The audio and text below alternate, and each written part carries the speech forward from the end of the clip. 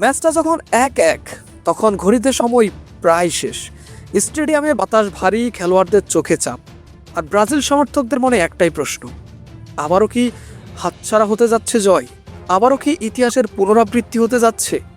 কিন্তু না, এবার ইতিহাসের পুনরাবৃত্তি না, বরং ব্রাজিল প্রতিশোধ নিল সেই 2022 বিশ্বকাপের কোয়ার্টার ফাইনালে হারের পর।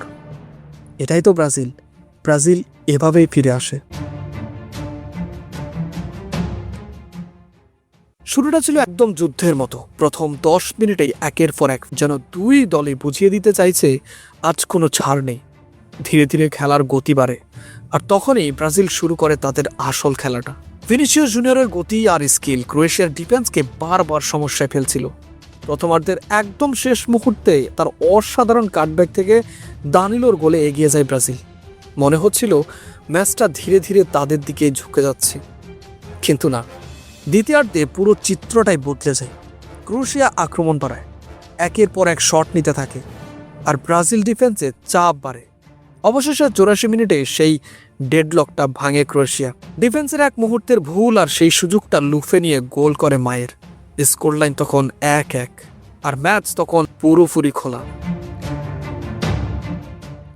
এই মুহূর্তে অনেক দলই ভেঙে যায়, কিন্তু ব্রাজিল না, কারণ তাদের কাছে ছিল একটা অপ্রত্যাশিত অস্ত্র, তরুণ বিস্ময় বালক অ্যান্ড্রিক।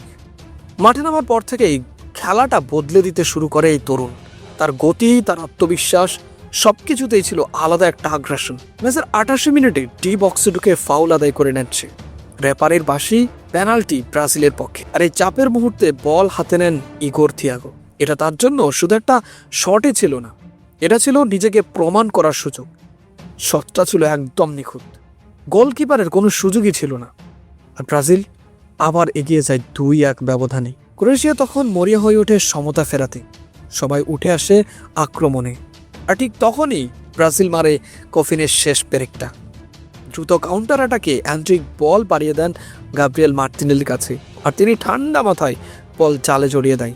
তাতে ম্যাচ শেষ হয় 3-1 গোলের। কিন্তু গল্পটা শুধু স্কোর লাইনে শেষ না।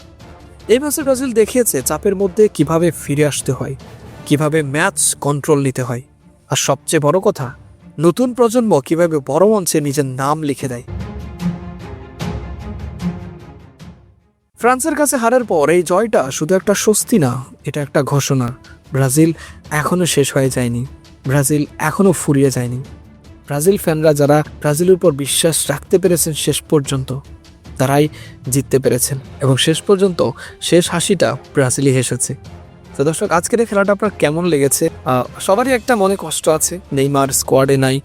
সো প্রত্যেকটা নেইমার ফ্যান, আমার এর আগেও একটা ভিডিও আমি পোস্ট করেছিলাম, সেখানে অনেকেই কমেন্ট করেছেন যে নেইমার কেন নাই, নেইমারকে ছাড়া অনেকে ম্যাচ দেখবে না, এবং অনেকে ক্ষোভ থাকাটা স্বাভাবিক, এটা অস্বাভাবিক কিছু না। একজন নেইমার ফ্যান হিসেবে, একজন ব্রাজিলিয়ান ফ্যান হিসেবে নেইমারের থাকাটা যে কতটা গুরুত্বপূর্ণ সেটা আমরা বুঝি, আর নেইমারের না থাকাটা যে কতটা হতাশাজনক সেটা আমরা বুঝতে পারি।